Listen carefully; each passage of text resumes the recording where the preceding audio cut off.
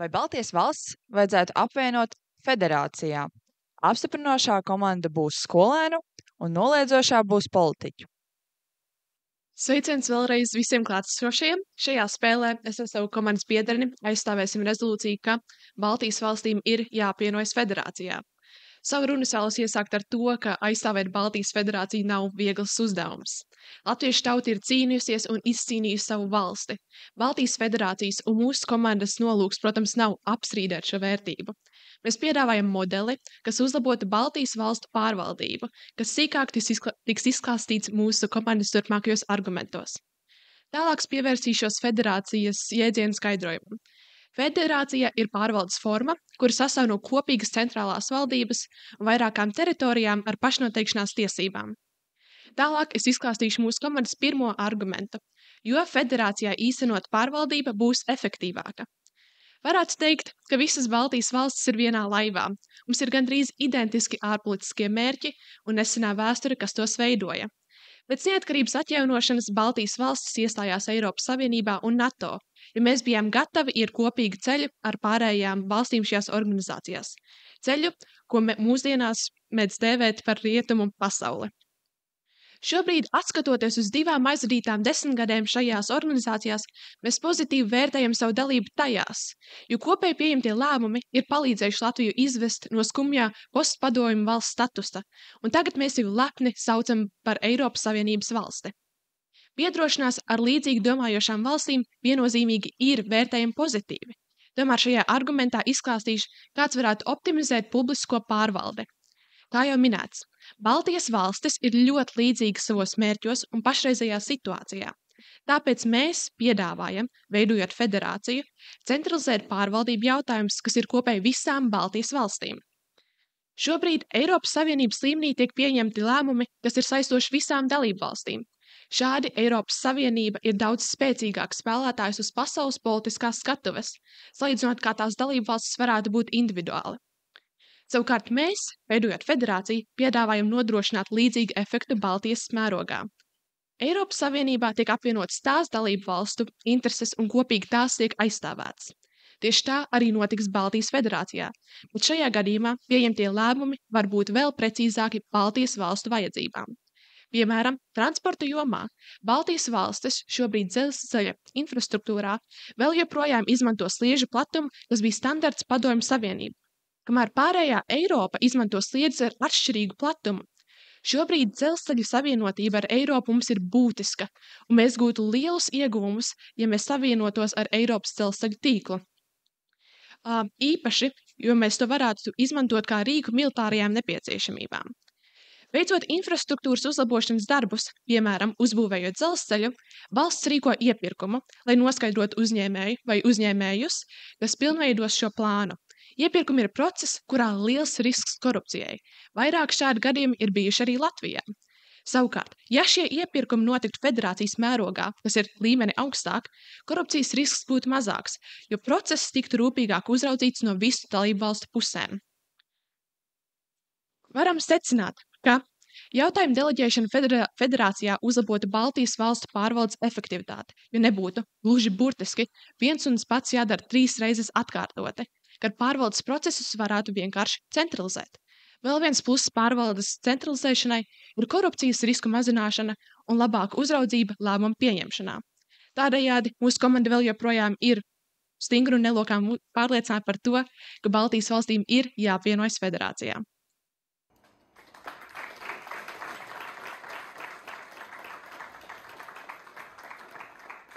Turpināsim ar noliedzošās komandas runu. Jā, šis gana nopietns jautājums. Baltijas valstu federācija.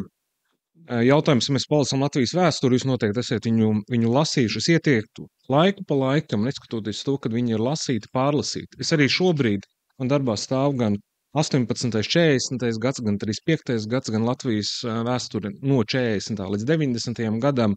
Tā skaitā dažādu ārvalstu vēstnieku atziņas par mūsu tā laika politiķiem, diskusijām, un mēs viennozīmīgi nonākam pie ļoti daudz vērtīgām atziņām. Un citreiz lasot pat vēsturi, skudriņas pāriet, un saprot to, cik ļoti tā laika diskusijas bija līdzīgas mūsu laikam. Tie cilvēki tādi paši vien bija. Mums liekas, ka bija visi daudz gudrāki, skaistāki. Nē, bija gan gudri, gan skaisti, gan mazāk gudri, gan mazāk skaisti. Bet mums jāsaprot ir pilnīgi skaidri nelokām, kur mēs kā valsts virzamies. Mēs atceramies 19. gada Cēsu kauju lielo nozīmi Latvijas neatkarības atgūšanas kontekstā, kad faktiski to mēs nostiprinājām savu neatkarību. Mēs varējām būt brīva valsts.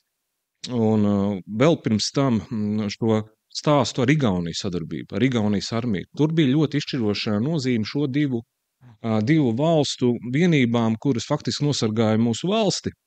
Tad šis konteksts nākamos gados, kā veidojas Baltijas antante un kā viņi 35. gadā faktiski beidza pastāvēt, kad Lietuva redzēja vienu virzienu, Igaunija skatījās citā virzienā, bet kā Britu īpašais sūtnis Latvijā rakstīja uz Londonu, latviešiem vispār nav viedokļa. Un tas ir pats traģiskākais, kad mēs mētājamies. Un arī šobrīd mēs esam iestājušies Eiropas Savienībā. Iestājāmies Savienībā pie Nicas līguma, ka mums bija vienas prasības, vienas iespējas gan tirzniecībā, gan pārvietošanā.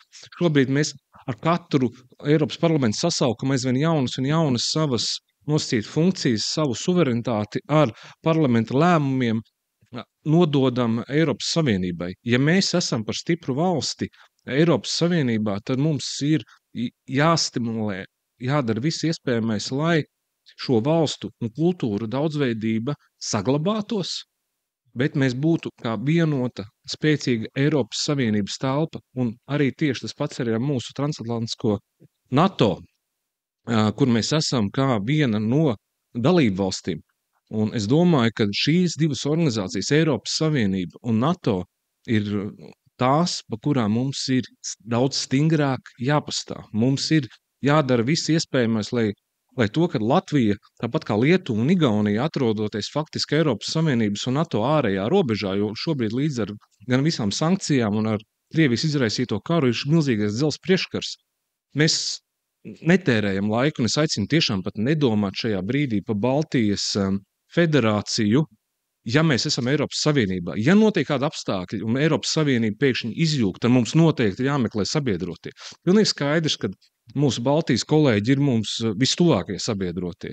Gan vēsturē, gan ģeogrāfijā, gan šajos izaicinājumos, bet ir ļoti daudz, bet gan Lietuvas šī vēsture un sadarbība ar Poliju, Igauniju un sadarbība ar Skandināviju un mūsu sadarbība dažādo kultūras un valstu un iedzīvotāju daudzveidība. Tāpēc daram visu, lai mēs ar saviem kaimiņiem stiprinātu attiecības gan kultūrā, ekonomikā, militārajā aizsardzībā, būdami Eiropas Savienībā un NATO, bet iestājamies par valstu daudzveidību, par kultūru daudzveidību stiprā Eiropas Savienībā un stiprā NATO. Paldies!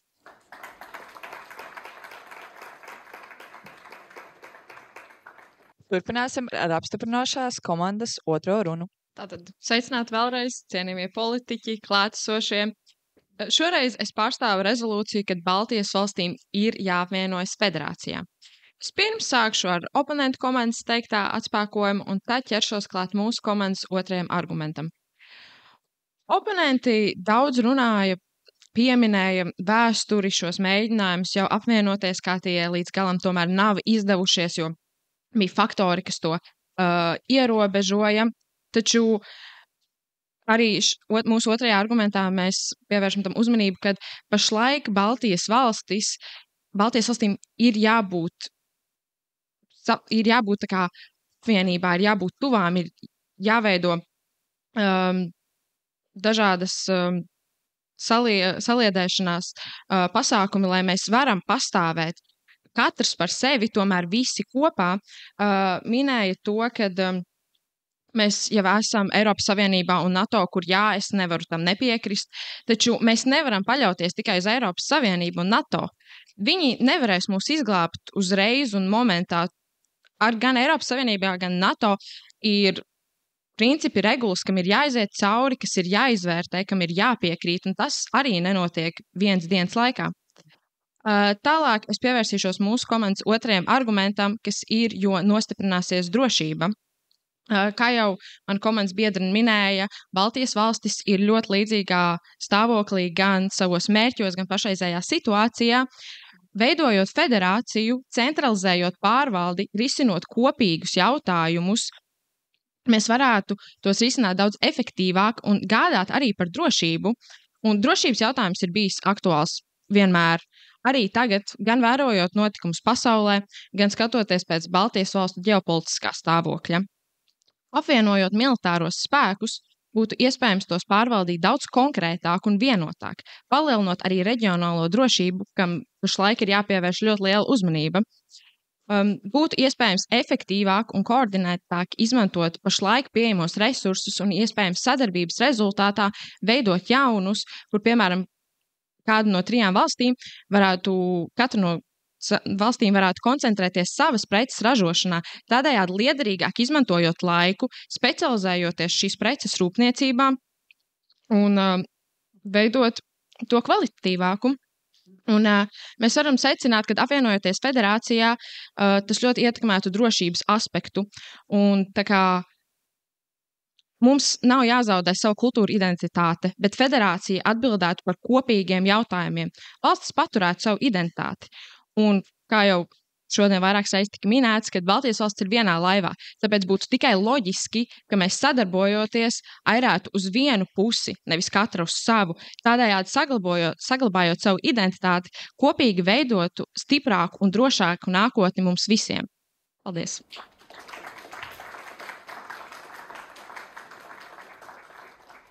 Noslēgsim šo raundu ar noliedzošās puses komandas otro runu. Jā, sveicināti visiem. Es ilgi sēdēju un klausījos, tagad man ir iespēja izteikties.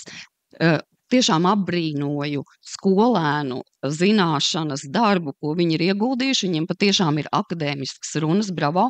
Bet tas, ko es